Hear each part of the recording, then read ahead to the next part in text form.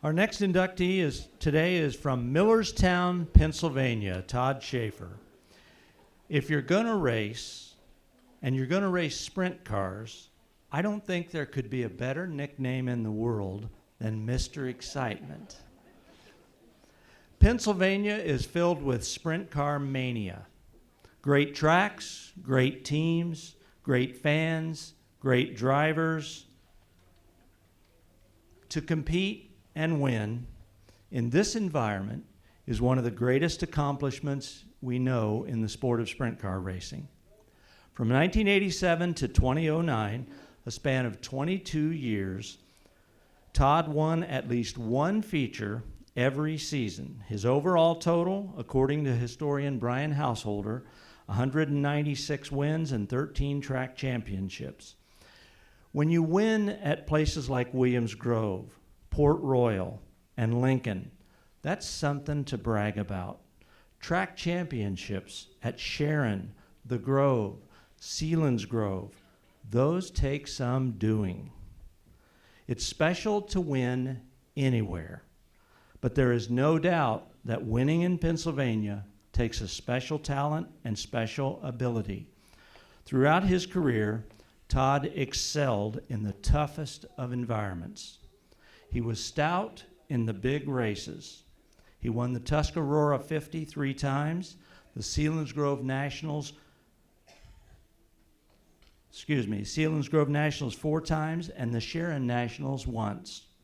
The breakout season was 1991, 22 wins, including 13 wins at Sharon Speedway alone. We need to point out that when Todd decided to cut back his racing career at the end of 2008, he won 8 races in what would be his final season. Ask any racer anywhere, and the thing they want most is to be competitive all the way through their career. That's how we can describe Todd Shaffer's career, winning all the way through. And he did it with class and grace and sportsmanship. There's a reason Todd is not just a star in the eyes of Posse fans. He is an icon. Ladies and gentlemen, please welcome our next Hall of Fame inductee, Mr. Excitement, Todd Shaffer.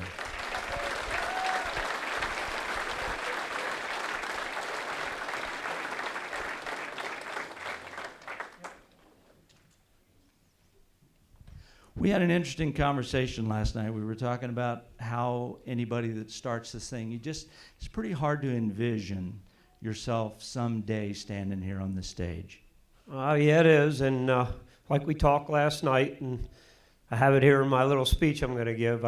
When I started, you're young, you just want to go fast and win. I never thought about this, and as you go in your career, and then I'll mess this up here, some of my competitors, which I raced against, I think the greatest group maybe ever in Pennsylvania. Kaufman goes, Fred Raymer goes in, Lance DeWeese, Donald Kreitz, Greg Hodnett, they all start going to the Hall of Fame. And I'm thinking, man, did I do enough? And I did. You did. That's just outstanding. You mentioned you had some comments you wanted to make. You have some people to thank. You want to talk a little bit first, don't you? Yeah, we can talk. And I want to thank this young man over here and this family, and congratulations for his speech, because I was worried mine was going to be too long, but he opened the door for me to give a speech, but congratulations. You got the green light, baby. Let's roll. Yep, so go ahead. We can talk, and then I need about 3 minutes to just thank people. So try to describe some to people that haven't been to Pennsylvania. I've been there, the whole Posse thing. I'm not sure I can describe it well. And what is it that makes people so intense there and so invested in this deal? I don't know. And just like the group I raced with every week, I mean, you had to think all the time, and then when the scoreboards came, you're out in front, you're good, and you look up, and you got Fred Raymer behind you. I'm thinking, oh, he can run the top and the bottom. Where should I go on this restart? Block the flyer? Everything.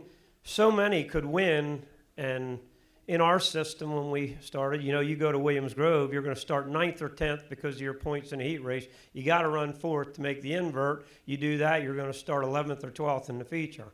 And it was so, you had to learn to race and pass, and it's so different than a little bit now with all the time trials and stuff. And I think to some point we respected each other. Fred Raymer and I raced each other harder than anybody, and we're probably almost best friends today. We speak about every day. His son's doing a good job, and then they had that special race at Lincoln. I think they called it the Legends race. I got to sit with Paxton, Van May, Steve Siegel, and all them, and they told me about when they started their career, and all they wanted to do was get to Pennsylvania.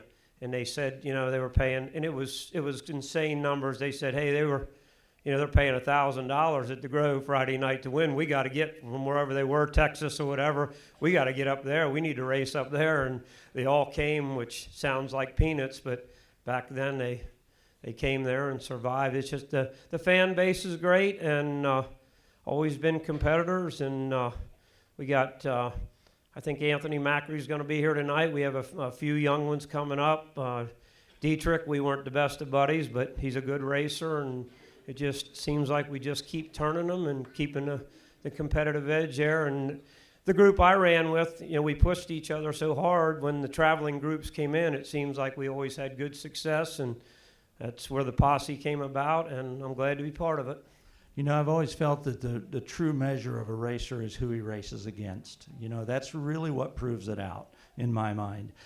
And I saw a picture of you on that slide a minute ago. Man, you look like you're 13 years old when you were just starting this thing. Now, was there a time, Todd, when you started to feel like, I know you had a tough road from the beginning because of where you came up.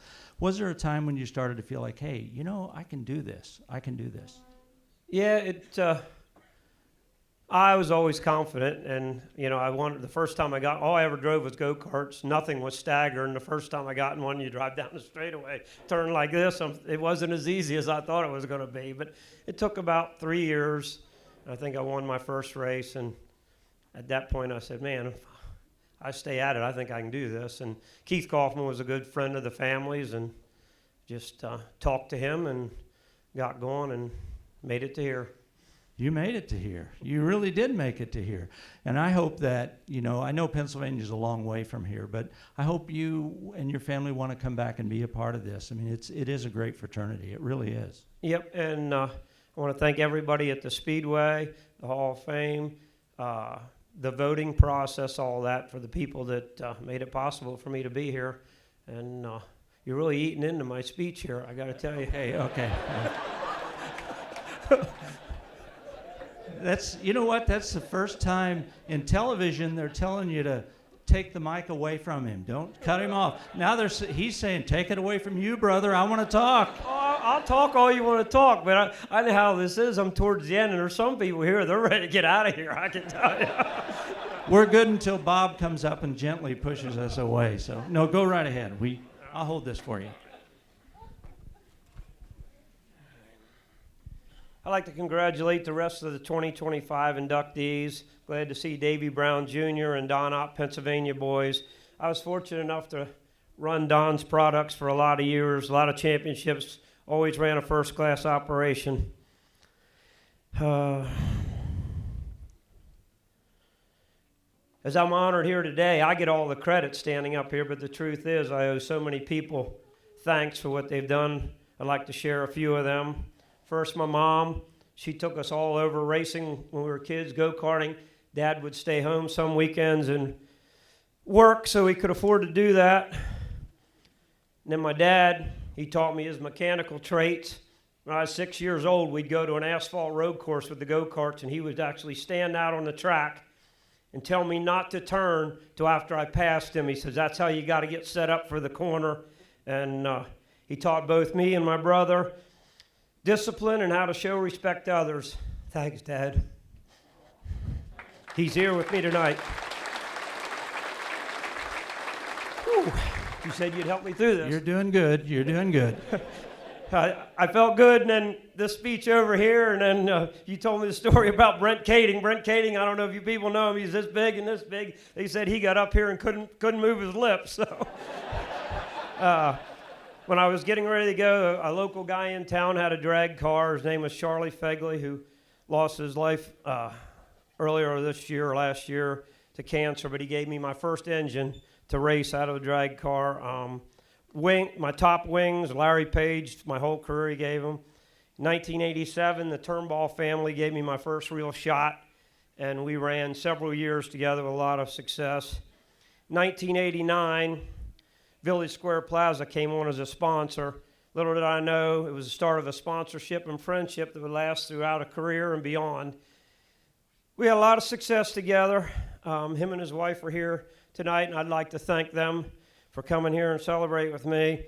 The only downside with them was supposedly their previous guy they sponsored, they bought a swimming pool. I never got a swimming pool. In 1990, the famous Camel Express number 26 parked their race car. I was fortunate enough to be picked up by the Camel team as a sponsor for the next several years. I want to thank Frank Camel and his entire family for that. With the 26 car parked, came one of my two big breaks in my career. Mechanic Jimmy Russell became available. It was late in the year, and I talked him into going to Selinsgrove Speedway, and what a night it was. We won the feature. The following weekend was the Jack Gunn Memorial Race, paying extra money at Selinsgrove. I just assumed Jim would go. One problem, it was his anniversary, and him and his wife had made plans to go out. I begged him, he stood his ground. Finally, he said, listen, I'm not going. You call my wife. I called her with Angie, knowing Jim's true love of the sport, gave me the okay to take her husband to Selinsgrove on their anniversary. Needless to say, we destroyed the field that night and won again. Jim has been with me through most of my career. His work ethic and endless hours of work helped make us successful. When he started with me, I just knew how to go fast and stand on the gas. We stood no chance of winning when it was dry, slick. He fostered me for many years. And at the end, we became a major The slicker they got, the better we were. Thanks, Jim. Him and his wife, Angie, are here to celebrate with me tonight. My second big break came in 1994 when I got into Gary and Patty Beam, number 88. They treated me like their own son. They gave us everything we needed. I drove the Beam 88 from 1994 to 2011 with one glitch in there somewhere. I thought I was ready to retire for a year, but I wasn't. So we had a long run. Like I said, they were great, and I want to thank them for that. I saved my best for last. In 1989 at Williams Grove Speedway, the National Open was moved to Sunday afternoon because of weather. We always parked up towards 3 and 4. We were forced to park down and turn one end of the pits because of the muddy conditions. That was where I met my wife, Allison. 2 weeks later, we were living together and been together ever since. I'd like to thank her and my beautiful daughter, Celine, for all the support they've given me. They're both here. It's almost done. All right, I'm about done. You're good. To race at the level we did, it required such hard sacrifices through our lives, but the success and friendships and other benefits gained from racing by far outweigh the negatives.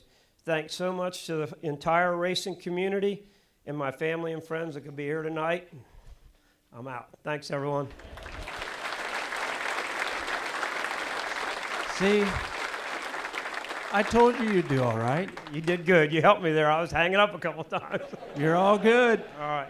Well, thank you. And I just wanted to say one more thing. You know, you're in the Hall of Fame. Swimming pools are way overrated, brother. So.